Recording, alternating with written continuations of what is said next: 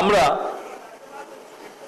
আজকে থেকে 2 বছর আগে ঠিক এই দিনে এই ঘরে উপস্থিত প্রত্যেকটি মানুষ সহ সমগ্র বাংলাদেশের প্রত্যেকটি মানুষ কি পরিস্থিতির ভিতর দিয়ে গিয়েছিল সেটি নিশ্চয়ই 2 সেকেন্ডের জন্য চোখ বন্ধ করলে আমাদের চোখের সামনে ভেসে উঠবে।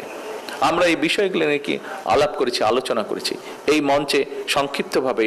সেই বিষয়গুলো সেই দিনটি নিয়েও আলাপ আলোচনা হয়েছে। এখন আসুন,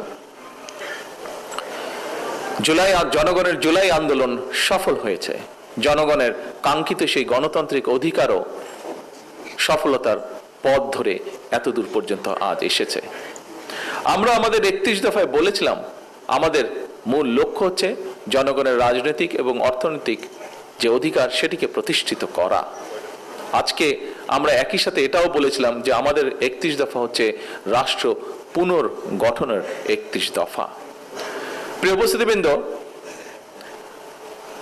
আজকের বর্তমান সরকার 17ই ফেব্রুয়ারি যখন রাষ্ট্র পরিচালনার দায়িত্ব পায়, আমরা রাষ্ট্র পরিচালনার দায়িত্ব গ্রহণ করার পরে আমরা দেখেছি, যদিও আমাদের ধারণা ছিল একটি, আমরা কম বেশি জানতাম, তারপরে স্বাভাবিকভাবেই যখন সরকারের ভিতরে এসেছি তখন পরিষ্কারভাবে দেখতে পেলাম আমরা যে আমরা অত্যন্ত একটি ভঙ্গুর অর্থনীতি পেয়েছি। আমরা দেখতে পেলাম আমরা একটি ভঙ্গুর স্বাস্থ্য ব্যবস্থা পেয়েছি। আমরা দেখলাম আমরা একটি ভঙ্গুর প্রশাসন, বিভাজিত প্রশাসন আমরা পেয়েছি।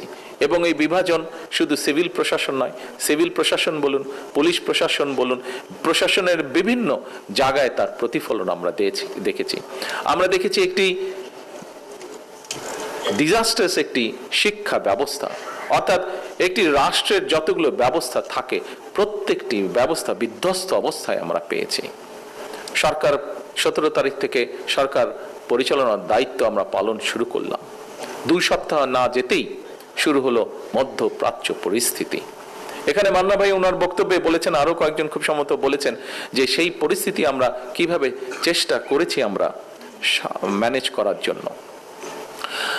সম্মানিত উপস্থিতবৃন্দ, আমি জানি সামগ্রিক সকল পরিস্থিতি নিয়ে যে অর্থনীতিকে আমরা দেখেছি যে ফ্যাসিবাদী স্বৈরাচারীর সময় বছরে এই দেশ থেকে $16 বিলিয়ন জনগণের $16 বিলিয়ন লুটপাট করে বিদেশে পাচার করে দেওয়া হয়েছে, কিভাবে ব্যাংকগুলোকে ধ্বংস করে দেওয়া হয়েছে, কিভাবে শিক্ষা বা স্বাস্থ্য, কৃষি সবকিছুকে ধ্বংস করে দেওয়া হয়েছে।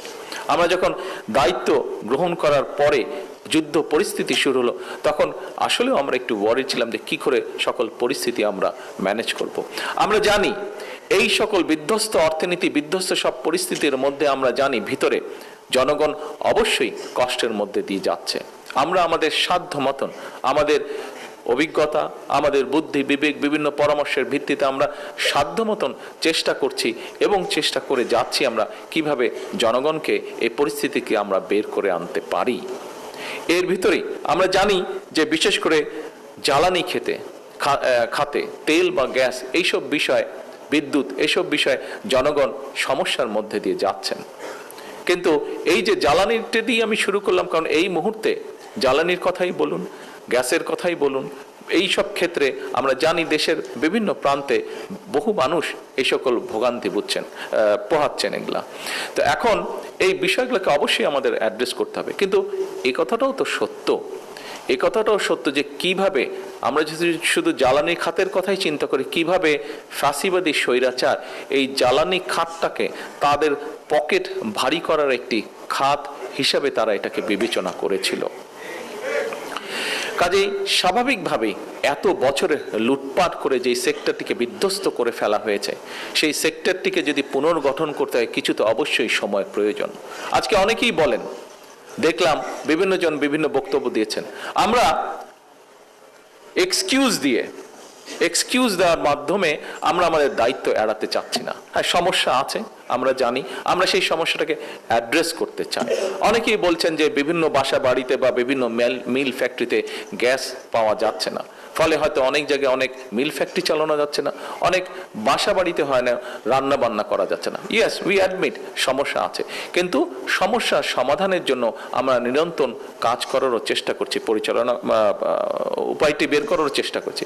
আপনারা নিশ্চয়ই দেখেছেন, গতকালকে পেপারে এসছে, দেখেছেন যে আমরা পার্শ্ববর্তী দেশ মায়ানমার থেকে গ্যাস আনার জন্য আলোচনা এরই মধ্যে শুরু করেছি।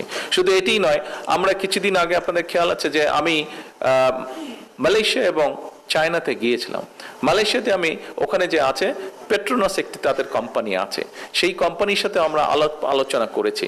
সেই কোম্পানি একটি কাজ করে থাকে, ওটার টেকনিক্যাল নামটা আমি মনে করতে পারছি না এই মুহূর্তে। তারা যেটি করে, পেট্রোনাস কোম্পানি, এটি তারা পুরো ইন্দোনেশিয়াতে তারা করছে এবং জাপানের সাথেও তারা এটি চুক্তি করেছে আগামী 20 বছর তারা জাপানকে সহযোগিতা দেবে। সেটি হচ্ছে কন্টেনারের মধ্যে করে তারা গ্যাস নিয়ে যায়, এলএনজি গ্যাস তারা নিয়ে যায়।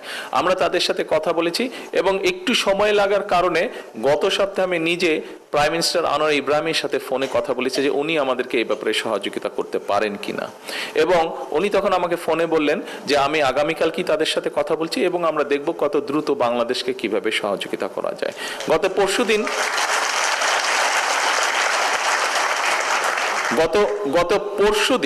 গত পরশুদিন পেট্রোনাস গতকাল সন্ধ্যার সময় পেট্রোনাস কোম্পানি, এখানে তো টুকু সাহেব আছেন বোধহয়, টুকু সাহেব আসেননি, গতকালকে সন্ধ্যার সময় তাদের সাথে জুম মিটিং ছিল এবং জুম মিটিং এ তারা মোটামুটি ভাবে কথাবার্তা কমপ্লিট হয়েছে এবং তারা চেষ্টা করছে, যেহেতু তারা অলরেডি জাপানের সাথে 20 বছরের একটা কন্ট্রাক্ট করে ফেলেছে, কিন্তু তার ভিতর থেকেও তারা চেষ্টা করবে যত দ্রুত সম্ভব আগামী অক্টোবরের মধ্যে তারা আমাদেরকে সেইভাবে গ্যাস দেওয়ার চেষ্টা করবে যাতে আমরা আমাদের মিল ফ্যাক্টরিগুলোতে গ্যাস সরবরাহ করতে পারি।